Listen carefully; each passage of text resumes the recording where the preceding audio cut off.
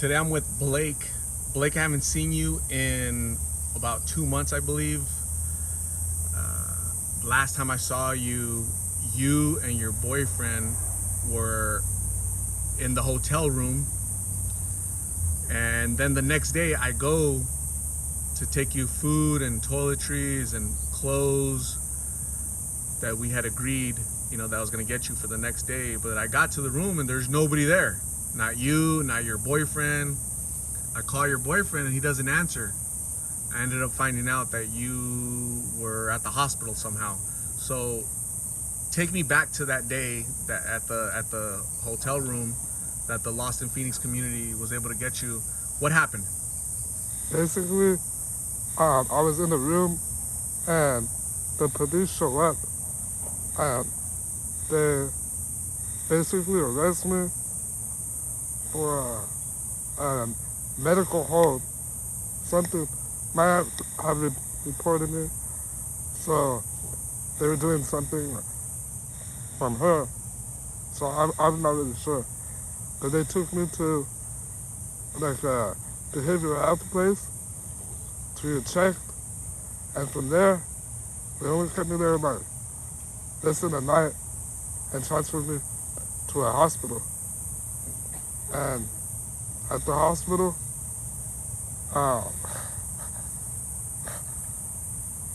excuse me, they saw my tonsils were swollen, so they had to do surgery.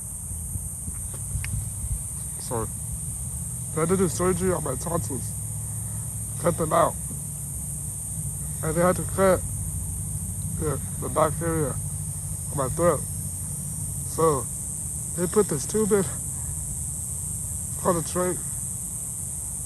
It helps me breathe, basically.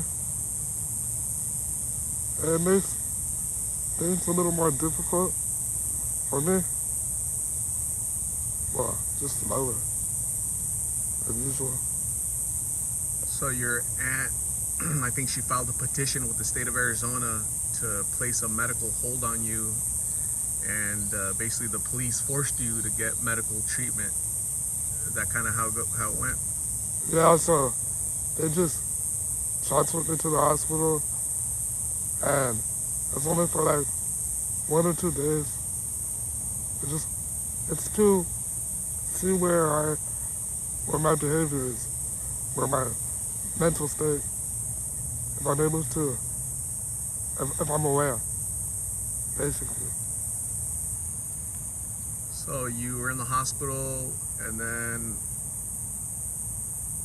you got treatment, and then they released you to a rehabilitation center.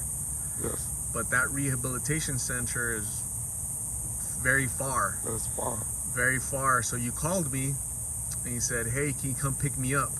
And I did, right? So you called me this morning.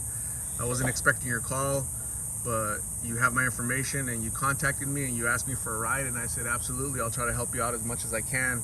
So I went and got you at that rehabilitation center. Basically, you want to be a little bit closer to Phoenix. Yeah.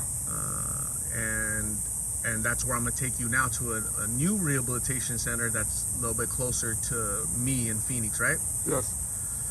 Okay. So you contacted me on a phone that you have. It's an old phone, and you're using like the Wi-Fi at the rehabilitation center. You don't have any service, but what I'm gonna do is I'm gonna go take you. It's a track phone, and that's basically where we can go get like a card for some service, right? For a week or a month or whatever. So I'll go get that for you so that you're able to communicate with me, okay? We'll figure out your Cash App. Basically, you've been clean for 2 months. Yeah. You're sober, you're clean, great. And basically, you just want a new lease on life, right? You want a little bit of hope that you basically don't have any clothes. What you're wearing is everything you have, right? Yes. You don't have any identification, no social security, no ID, no nothing, no clothes, no socks, no underwear, no shirt. You have nothing, right? Nothing but a walker that they gave you at the rehabilitation center, correct? Yeah. So we're gonna set up your Cash App so that if anybody wants to send him $5, $10, whatever, to get a meal, okay? Because you're not gonna be with me all the time, right? Right. But yeah, you are gonna be at a rehabilitation center, but they don't provide everything for you, right? Right. So that's the plan right now. Blake, I'm really glad that you're still alive. You're still fighting. That tracheotomy tube, that you needed that because of what was going on with your throat. You sound a little bit better. I can understand you, whereas before you couldn't really understand some of the words you were saying because of the swelling and whatever was going on in the back of your throat, right? That affected your speech, and now you're a little bit better, right? And hopefully you continue to get better, right? Yes. What are your plans going forward? What do you want your life to look like going forward? You're only 20 years old, Blake, and you're going through all of this. What do you want to do? Well, I want to just get stronger. I shouldn't be weak. I'm young. My body just, well, I just need to focus on making sure I eat. And that shouldn't be a problem since I'm sober. Before I wasn't eating, I was malnourished. Bad. I weighed like 90 pounds. 90 pounds? 98 pounds. 98 pounds? Yeah. And I used to weigh like 130. So I was like, Yeah. And so people in the Lost in Phoenix community, they've been asking me about you. Where's Blake? Any updates on Blake? How's he doing? Have you heard? People are really concerned for your health, okay? Because you're so young. You have a really nice personality, and you've just been lost to the streets. But you've been sober for 2 months. yeah. You've been sober, and you've been receiving medical attention to help you with your underlying medical issues. So hopefully the past 2 months really helps you to move forward with your life and do something better than what you were doing in the past, right? Yes. Have you talked to your boyfriend, your aunt? Why didn't you call your boyfriend to pick you up? Why didn't you call your aunt to pick you up? You called me. Because